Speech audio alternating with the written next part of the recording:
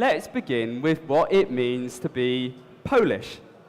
Being British, I queue politely, I drink tea, and I moan about things, but never to people's faces. And I hope that's a national trait represented in the games we make, the games you play. Maybe like Grand Theft Auto, not quite the same. But what is it to be Polish? Is there a cultural identity present in your games, an aspect of your cultural identity that you put into them?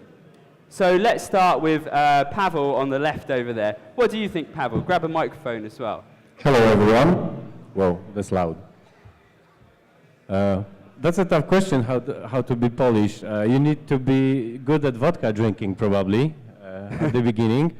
I'm in the industry for 20 years right now, and I remember the beginnings of CD Projekt as well. I think the first big difference comparing to the world is that we totally started as amateurs, complete amateurs, learning from our own mistakes and doing this in a jungle. Imagine 15 years ago, maybe a bit more than that, there was no copyright protection. There was no such stuff. There was no technology. There was no hardware available on level we do have it now. So everything began in almost garage-like conditions. In fact, the very first game we've been distributing, that was Teen Agent, and guys know Teen Agent very well.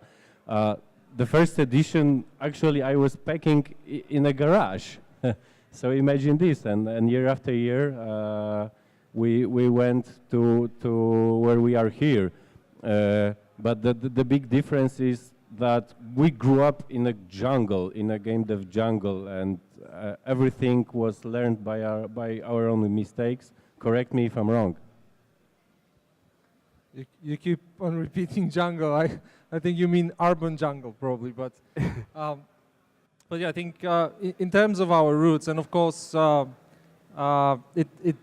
question will be different depending on your age. But I emerged from the transition era between socialism and capitalism, and this definitely means that you couldn't always play by the book, and you had to look for creative solutions. So I think that's sort of adding to what Pavel has been mentioning. I think when I think Polish, and at the end, by the way, Robert, you will be the last one answering this question, okay, to be fair. In all fairness, we want to know your opinion, external opinion. It means to be entrepreneurial, not to be afraid of taking risks and, going against everything without having nothing, just your head and, your belief. So that's for me being, what means for me being Polish. And I'm not talking necessarily about game dev, although I think that's a very, very important thing. But look at all these small businesses. Look at all these factories of these little dwarfs sold next to the roads in Poland. I think when you drive through the border into Poland, for example, from Czech Republic, I think suddenly you see certain mess, but with regards to economical terms, it's a certain vibrance. So that's for me being Polish. And I would add to that part of being Polish as a developer is also to be a little bit more determined than maybe some of the competitors from other countries. Just because we've seen things as kids, we're from the more or less same generation. I mean, we've seen games as young kids. We wanted to do things like that, things that were not exactly possible at a certain time. I think we're just a little bit more determined to achieve certain things, and what we were lacking in experience, as Pavel was mentioning, I think we were making up with a lot of determination, and I think that's true for every company that's been successful in the development world, in the Polish industry. And I definitely see that in a lot of younger companies, a lot of startups, a lot of smaller companies, and I'm pretty sure that the future is bright for a Polish industry as such.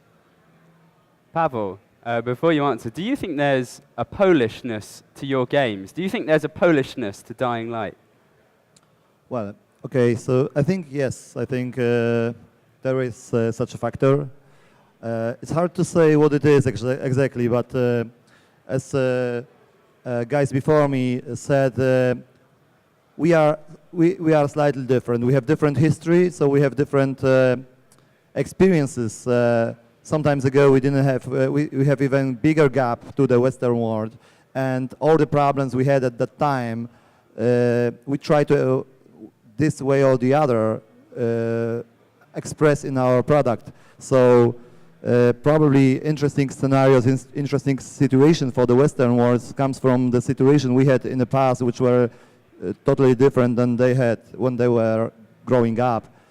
Yeah, when you play East European games in general, I think you have this feeling of there's different. There are different parameters of the same elements in the games. There's more sadness, less maybe happiness, and the colors are different. It's all probably expressed by maybe some of the lack of the West culture, I don't know, 20 years ago. That's probably that's probably what's influenced our product. But on the other side, as far as people are concerned, if you look, I think, I don't know, a couple of 100 years back, I think we are slightly different than German people or Sweden. I think we are a little bit maybe more romantic. There are certain probably characteristics of the nations in general. So definitely yes. Obviously you find romantic people in each country, but the number of them is probably different. So yes, we have unique flavor to our nation, definitely. Thank you. And Paul, if grab a microphone, how do you see it from your perspective? One of the things that was mentioned here that I've observed in my couple of years here working in the Polish game industry, I started out at NovoLogic a long time ago, and the atmosphere was very much, if there's a problem, you solve it. One way or the other, and I've seen that with the guys at CI Games, the guys that I've met and worked with who are coming from Techland and CD Red, so that to me is a very strong characteristic of the Polish game industry. Now Polish games, I agree with you. When I play Polish games, whether it's The Witcher, whether it's this War of Mine, my goodness, yeah, I'm like, wow, the dirge is playing, okay, can we make this any more sad and depressing?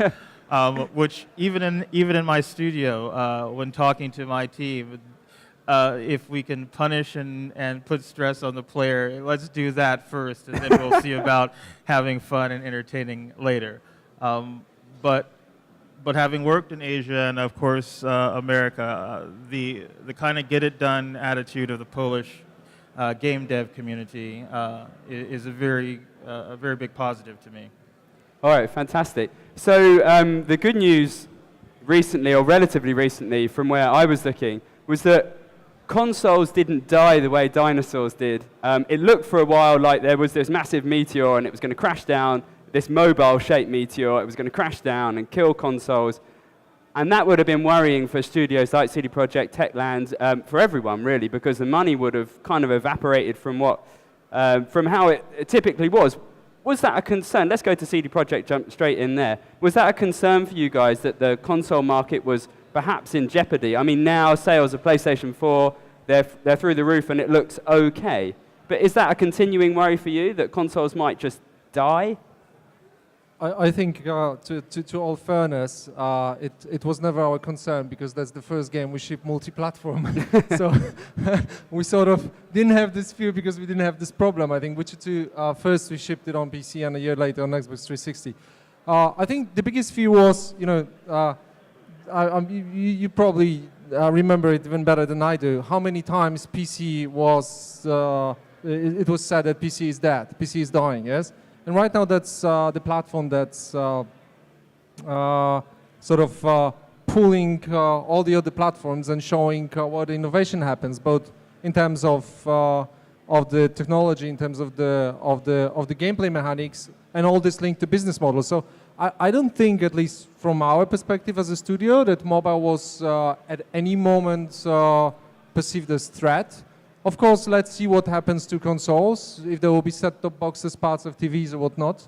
But actually, when we were forecasting Witcher 3 together with our distribution partners, and I think, in a way, Pavel was with Dying Line on the same train, we had forecasts, and there were some, smart companies, data mining companies showing that, this will be the sales. We predict that will be the sales. The sales of the next-gen consoles, so PS4 and Xbox One together, they totally, extremely, super exceeded all the expectation in terms of sales. So people were super thrilled and excited because they probably just bought the new HD TV and they wanted something to enjoy it with. And next-gen consoles were the answer. So what's going to happen in the future in terms of generations if there will be 4K? I already see the excitement around the 4K console. I would actually like to buy one. So, as Martin said, from the business perspective, the only concern at the time we had was how quickly the next gens are going to adapt. And that was it, because we had to make a bet pretty early on to make it just next gen and PC game. So we decided to drop out PS3 and Xbox 360 very, very early on, because we decided we cannot do what we want with the old gens. And it turned out to be a right bet, but I was the only one. I don't think we ever had a concern that mobile is going to kill the console market, and I don't think it's going to be the case in the future as well. It's completely different way of experiencing gaming. I think to a certain degree it's the audience of mobile games and console games. Of course, it crosses in a large part, but I think to a certain degree it's completely different kinds of audiences, and if not different kinds of audiences, it's the audience that is looking for a different kind of experience on mobile and a different kind of experience on consoles. And I don't think this is likely to change. It's like you're expecting something different from a TV series, for example.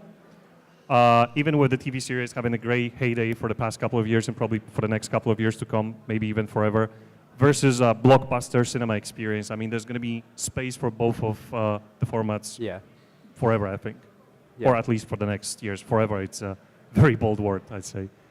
Okay, and what about emerging trends then, looking ahead? So the big one at the moment is VR. So next year we won't even have to be here. Don't say that too loudly. We can all sit at home in our living rooms or our beds just looking at it through virtual reality headsets. Like that's a bit far-fetched, but Valve has jumped in now. Sony's put its money down. Oculus is, of course, all in there. Like it's happening, however we look at it. But the question is, to what degree? Are you guys all actively looking into it? Will it be big? 11-bit studios, I can imagine you telling a war story through virtual reality, and that makes my head pop. I mean, are you looking into this? That would be extremely difficult to make you cry in a VR helmet. But seriously, just wanted to add 3 cents to Michał and Marcin. Anticipating of what is to come is a natural part of the business, of course, right? However, I feel that in Poland, it's heavily based on logic, and that's something that we stick to, and that's actually very good. And to give you an example, since many years, I hear about free-to-play expansion and development, etc. And we knew that this is something that cannot live on its own in a way it was told. So we believed premium actually is the safe area. It's something that you've made a quality game and you expect it to be sold in some certain number of copies. And now we actually see the freemium bubble is bursting, and of course some will survive, some will be really hurt. We knew we were gonna stick to premium games. We are stick to premium games on mobile, and we make money on it, and that's a pretty nice piece of the pie. And so that's what I meant. Anticipating of what is to come should be based on logic. That's what we do, because this is some sort of Polish way of thinking. When it comes to VR, oh yes, we are watching closely what's happening. We have some ideas. We have all the prototypes. We definitely want to be up to date, and I believe there's a huge potential in it, because you will be able to raise immersion to unexpected level for sure, some big one. Pavel, from your perspective, or zombies in VR, that's terrifying. Is that something you're looking into? Yes, it is. Well, we've been experimenting with Oculus Rift and Morpheus and other systems, probably as the first couple of companies, we had the kits and we've been playing with it. So yeah, it will be very terrifying. Believe me, we have it, and it's hard That's to. a promise. Yeah, it is a promise. Although obviously we still have some issues to solve, and the biggest is probably our brain, because we don't used to it yet.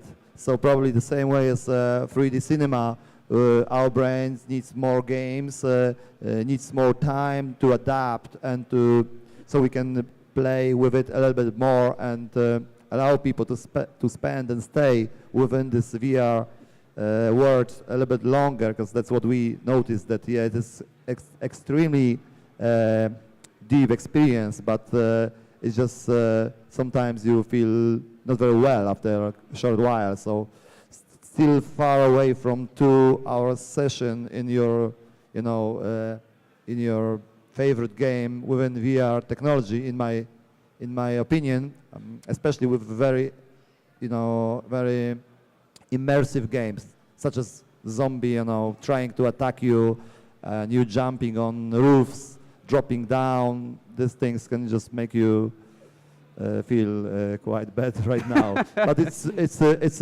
a new step, and it's totally new level of experience. Believe me, yeah, we know that. Yeah.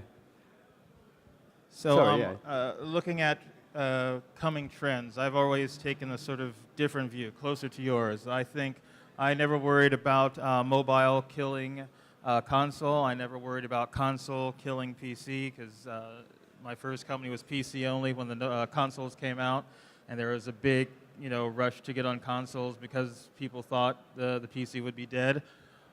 It's about the experience. I think the mobile and the console world will begin to have audiences overlapping to a greater degree as the technology comes closer.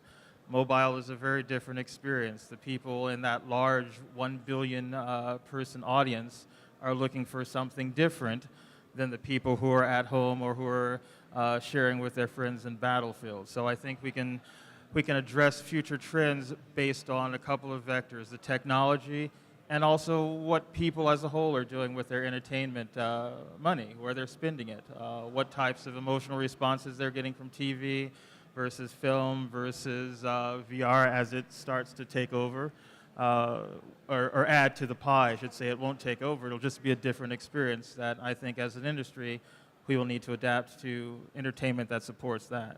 Yeah. So changing track again, let's keep you on your toes. So this week we had the Polish Prime Minister visiting CD Projekt Red, and the members of the board as well, going for a presidential breakfast. This was all the kind of hysteria around launch, and I was lucky enough to be at the studio while all this was going on, and people were stampeding around, and it was kind of crazy. And we'll hear from Marcin and Michał about what it's been like from their point of view. But I'm interested to hear from the other studios what this period in time in Poland is like from where you're sitting. Does this change things to you? Do you get a feeling that things are changing? Do you get a feeling that a new era is upon us?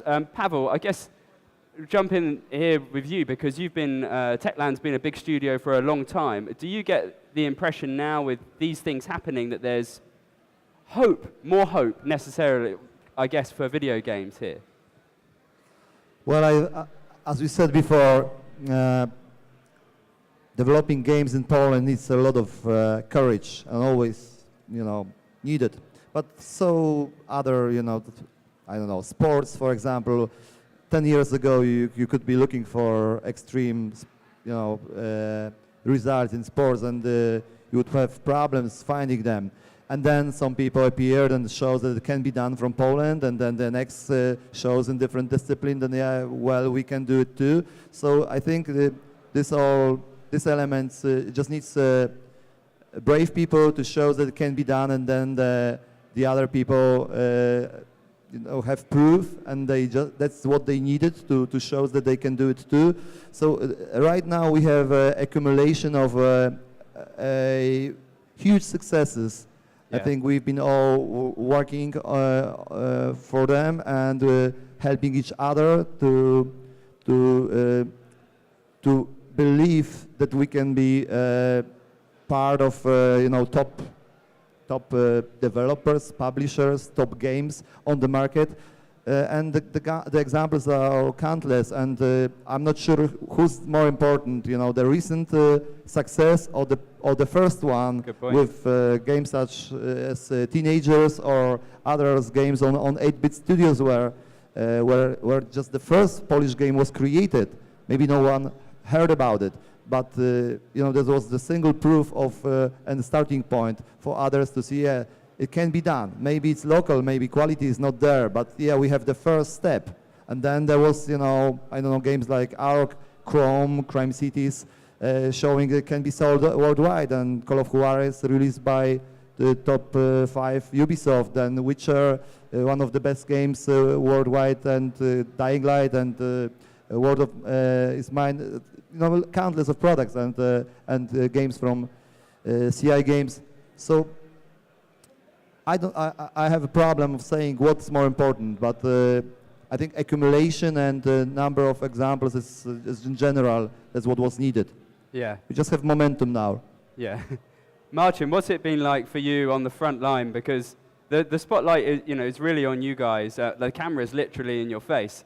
What's that been like this week? I mean, I think it all started from the moment when the Ministry of Foreign Affairs was trying to reach us to get a collector's edition for it to be a gift from Prime Minister Tusk for Obama. And actually they couldn't get through, so nobody picked up at the reception, and they called one of our friendly publishers and they reached out to us. We thought it's a joke. But then I think that was the moment when people in Poland saw, wow, games are a business. It's not like, whatever kids play or whoever is having fun with, but it was never serious. So I'm really personally not expecting government or the politicians to support us to go forward with laws immediately or give us certain tax credits. It would be lovely though, but I just think this is a certain proof of seriousness, and the seal of seriousness, it's like, hey, Prime Minister is meeting this company, not only, I don't know, the manufacturers of buses or some industrial companies, because these are usually the visits. You see President Komorowski leaning over a microscope, it's like, wow, that's serious shit, man. And we just do games. But people all around Poland see that, and government officials see that, and the people at the tax offices see that. Yes, guys, I'm talking to you too. And they think that, wow, it might be important. So next time when they will see, I don't know, their kids or their husbands or boyfriends playing games, they'll have a certain connotation. If we'll be repeating this message long enough, at a certain point, I hope people, everyday people, will notice that this is a vital part of economy. So I still remember when I was asked, I don't know, 10 years ago, so what is Poland famous for, like production-wise, export-wise? The first two things coming to my mind always, sausage, vodka. I don't know why, but, and right now I would like to say games, and I think that's great, and we should keep on moving. It's not us, it's the whole scene, and every time you are talking to the officials who tell, hey, there are all the great companies in Poland, and that's an industry, that's an important economical force forming, yes? I got a cool story about that to add, about the lack of seriousness. Even as not so long ago, about as 2 years ago, I was at a small gala organized by one of the big four companies. And we got an award there, something to do with export, to be honest, I don't remember. I was picking up this award in the name of the whole company, and there was like a small reception afterwards, and one of the most renowned Polish economists, who's like really super frequently on TV, commenting on pretty much everything from the price of buns in the stores to how the railways are doing everything. He sat down next to me, sat down like this, and so this game you're making, what is it like? It's like, I know Angry Birds. It's like, is it something like that? Is it cool stuff like that? I was like, are you shitting me? For real? I didn't actually say that, but I was on the verge of saying piss off to that guy. I kindly explained to him that it's a little bit more complex, it's going to be slightly bigger, it's actually very different to Angry Birds, and you probably won't be able to play it on the phone. But I was like really, really appalled at a comment like that coming from a guy who's really such a prominent guy, supposedly being able to think about the Polish economy, what's happening with the Polish economy, what's the future of the Polish economy. He was actually the guy handing out the award, and to me it was like a clear example. He had no freaking idea what he was talking about. So, and I think things like that help to change that, and maybe the next time I have a conversation with this guy, he's not going to ask me a stupid question like that. I hope he's changing his line of thinking as we speak. Hopefully. So from where I'm looking, so I'm from the UK. That's where I kind of view the Polish market from. But I see a game like Witcher 3 come out. I see a game like Dying Light come out and sell very well. I see Lords of the Fallen come out almost before most other games this generation. And come out and prove that and be next gen only as well. And then I see this War Is Mine coming out as well and bring great ingenuity and creative spirit, shining a light on things that aren't often seen or other people don't have a take on. And I look at the Polish industry and I think, holy shit, these guys are to be taken very seriously now more than ever. And I also think these guys need to be thought of on the same level as the big Canadian studios, the massive factories over there. Factories, don't call them that. And then the big publishers like Ubisoft who are out there, EA, again, who are out there, and all the big companies in America. But am I getting ahead of myself? Am I starting to put Poland on the same pedestal when actually, in reality, there's quite a lot more to do? Pavel, how do you see it? Because, Techland, again, has been one of the studios at the front of this for a long time. How far away is that from reality? Hard question. I don't know. I don't think it's far. I mean, depending how we look at it, I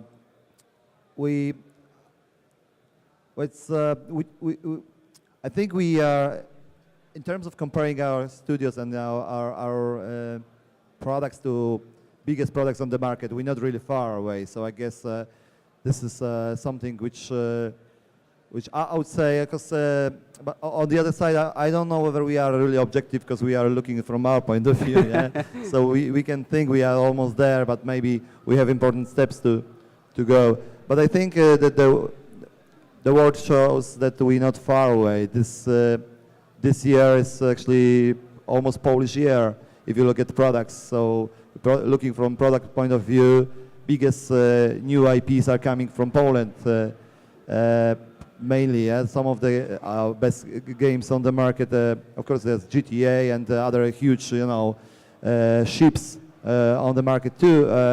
But I think this will continue, and other games will only show that we are, following. That they are following, and we have more of these companies and huge factories, as you said, coming.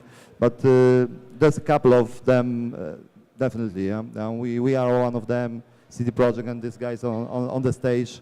I think we don't have much differences to the Western big, factories, as you said. Yeah. Paul, let's hear from you, and then we'll come back to 11-bit studios from the smaller studio point of view afterwards. Sorry, I'm not kind of forgetting about you on the end there. Paul, how about you? How do you feel about that? Do you feel like there's a rise? Do you feel like Poland's on the world stage now? Oh, absolutely. From just in the time I've been here, I felt it. When the first Witcher came out, I had a lot of friends who are, RPG type of people who loved the game. They played the game, but it was very niche. It was kind of a game for the developers as well. More of the developers I knew than the fans. Witcher 2 came out, it blew up. Witcher 3 is immense. And this time it is, I think, in the global market, very much a Polish game. People are identifying with it. The source material is getting more traction. People are now knowing who the author is and that it was based on books, things that did not happen before. Even CI Games' Lords of the Fallen, it came out. It is standing tall next to the Demon Souls and that core audience, and it's being looked at as a Polish product that's also raising everything, raising the whole bar. And of course, Dying Light it's been a monster, literally and figuratively. So I think definitely Poland as a, and more specifically Poland as a a development nation with its own identity, I think, is on the rise, most definitely. Pavel, going right across to you. What needs to be done to help? And we'll be talking about the big studios here, but what needs to be done to keep the voice of, medium developers, smaller teams? What needs to be done from your point of view to nurture that talent and keep that voice really strong? Well, to be honest, we consider ourselves indie, but we're pretty rich company, so we're not indie, right? We do not eat dinner in a garage anymore from our mamas. So our next project, industrial, is definitely something to be going to be big. So I'm not sure we can call it indie anymore. I think we're closer to AAA than any time before. From our perspective, we were honestly, don't get it wrong, guys, but we were trying to copy CD Projekt in a way that back in the days they were thinking, at least that was my impression, they were thinking, let's do something no one has ever done before. And that's definitely idea behind 11-bit. And we want to continue this idea because it works. But the scale is going to be bigger and bigger and bigger until we are rich and go retire. And then CD Projekt, what needs to be done now? It feels like the Polish industry is on the cusp of becoming, a world player. What needs to be done from your point of view to nurture that and to keep it growing, to keep it booming? I think I would like to sort of order the way that you can judge the size of the studios and the reach of the product, because there are two important factors. So first of all, gamers, critics, yes, I think we are all there. We showed that we can deliver the truly world quality. Where it gets tougher is how to get the message across, the proper message across, and be noticed. And I still remember when we released Witcher 1, and I was in New York and Times Square, and our distribution partner, I was meeting them, and then I went for a store check, what I'm doing until today. And there was one box here, down here at GameStop. And I was so frustrated because I didn't know how the business works, yes? Then with Witcher 2 we got it better, and with Witcher 3 we really managed to get the message across. I think this is super important because we can make the best products in the world, but we have to learn how, without any complexes, talk to media, talk to gamers about it worldwide, and convince them to give it a go. And obviously with digital distribution, it's a little bit easier, just going digital. I'm not saying it's easy, because it's not, but it's a little bit easier. If you go to retail, if you do all the big console, then you pretty much, your battleground is the whole world, every single market. And in digital, everything is up to us, everything. And in retail, you rely on partners. Theoretically, it's also up to us because we pick those partners, but you have to go there and you have to send the message. And I think it was Epic saying some time ago that you need someone to hang out the billboards in Tokyo, yes? And that's exactly how it works. So I think we need more muscle, and we need way better message about our titles and about our products to shout out loud, hey, these games are first class, and there is no difference between a Polish production of CD Projekt 11-bit Dying Light or CI games than this and that game from Activision or EA. These are huge machines, and they know how to do it, but I don't think they're hungry. I think they are way too laid back, and that's our big chance to catch up and kick their ass, frankly speaking. Thank you. Okay, so we'll end with one last question, and then if there's a bit of time, maybe we'll ask you guys if you have any questions too. So just to lighten it up a little bit at the end, time to make some wild predictions that we can all laugh about in 5 years' time. And let's hope I'm invited back in 5 years to hold you all to it. So, starting with Paul. Paul, what's the Polish industry going to look like in 5 years' time? What will the big talking points be? What will you be doing? playing Witcher 5. I hope to still be here, actually. This is, I think the industry is going to grow. The only thing I worry about is because it is growing and the quality is raising and the bar is being raised, talent is going to be an issue. So I think all of our studios are going to struggle to keep that standard of talent growing because there's a knowledge base and we want to keep it here in the country. We don't want everyone going off to France, to Ubisoft. But I think the industry will just be bigger. Okay, Pavel, over to you. Where are we going to be in 5 years' time? A Dying Light 2?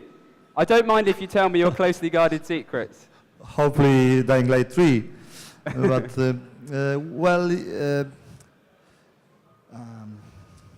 as Martin said, yes, I think the biggest gap right now is for us, especially our studio, but also for a lot of the people here, is to understand how to get the message across. Obviously, you know, how to make a good game. You have to make a good game, a great game. But then all these aspects you can lose in the communication will make your product, I don't know, average success or no success or great success.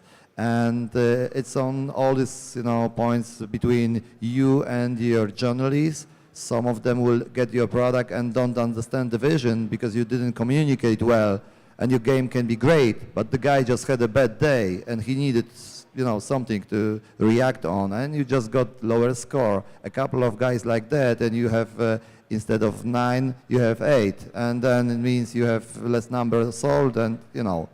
So that's one way of losing. Then, of course, all these aspects of logistics, which Martin said, the bigger the game is, the more physical, you know, world you attack, then the more problems and aspects you have to deal with.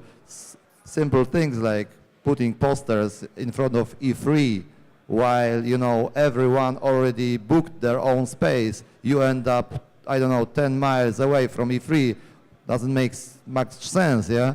You didn't think about it, and now it's too late. That's it, you're gone, yeah? See you next product. So, you know, you learn these little things, and those big guys in Activision, they know that. They know this little non-creative aspect of your success. And yes, you've done better job on the creative part, but then you're gonna be, you know, slapped in the face by this simple standard thing. So I think that's what we're gonna learn. Whether it's gonna be Dying Light 2 or other games we have, you know, in productions, we always have a couple. We don't know. There'll be planned. You know, there'll be some things, and they'll try to be first in a lot of areas. But this, you know, pure logistics, marketing, communication thing is, I think, it's what we concentrate on right now. And yeah, Michał, 5 years from now, an Activision buyout? No, I don't think that's going to happen, actually. If you're asking about us, I don't think so. I can't say for any other companies, but I highly doubt it. In terms of the future of the Polish industry in 5 years from now, I'd say we're all going to be in a good spot. By we, I don't mean just, you know, companies sitting here. I actually mean the whole industry, or at least a large part of it. I think there's going to be more and more successful companies, smaller. Some of the smaller getting bigger. The big ones maybe getting bigger or more successful. Definitely more experience, and I'm thinking about the whole industry. And by more experience, I'm actually hopeful they're going to be also not only more experienced and in a creative way, which I think is already in there, and it's just going to be coming to fruition as the years go by, but also in the way of handling business, handling publishing, self-publishing, also legal, because there's a lot of you know, pitfalls in which you can fall, which I think all of us know a little bit of, and I think some of the bad experiences are ahead of the guys, and I just hope they don't give up, if they fall into them, and take the lessons and actually be more successful, also more profitable, just to bring their companies to the next level as the time goes by. That's where I hope the Polish industry is going to be 5 years from now. Yeah, and Marcin, where will you be? Will you be hosting another prime ministerial visit around CD Projekt? No, I'll be the prime minister. It's obviously no. But seriously, I think I would vote for that. Thank you for your vote, Pavel, of confidence. That's a couple of. No, but seriously, I mean, I think we are quite quick learners and we don't give up. I think that's also something what I should say at the very beginning. I think entrepreneurial sort of or these two things I've mentioned are built into that. But it's funny because pretty much, let's be honest, the hype comes from the US. So you have to learn the way the things are done there. And sometimes you see something very simple and we tend to overcomplicate things here. I think we have to learn to maybe overcomplicate them internally for our own use, but then send simple message across. The world doesn't need a hero, it needs a professional. We didn't invent it ourselves, it's our US guy. It was too simple for us. We would probably come up with like, half a pager explaining hero, professional, monsters, and the whole world setting around it. So if I dream, let me dream for a while. In 5 years, I would like us to here in Poland have an industry looking to be the Polish Quebec. I would like to get support from the government in terms of regulations, maybe a special economical zone. It's probably not possible due to EU regulations, but trying to push it as an important part of economy. And then it will regulate itself, because there's a lot of creativity, I think, what we can see in the room. And an event like Digital Dragons is growing year by year. So I'd like that nobody will suddenly stop the growth by some stupid regulations like the Polish film industry, where, film producers are moving out of country because it's too expensive to do everything here. Yeah. And I think that the creative people will find their way to learn everything and to be successful, just not to overcomplicate and maybe simplify. It's also worth to add that this is pretty much probably the last 7 years where we have some EU support. So after that we'll start paying up, and it will not be so rosy. So it is a really, really very important times for our industry, but for the country. Yeah.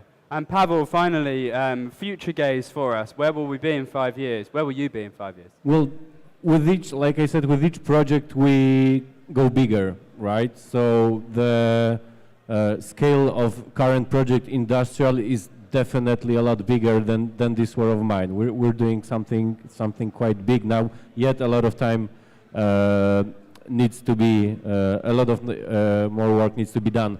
However, in addition to your question, I think 3 years ago I was on a panel with Michał, and a similar question was asked, if you remember.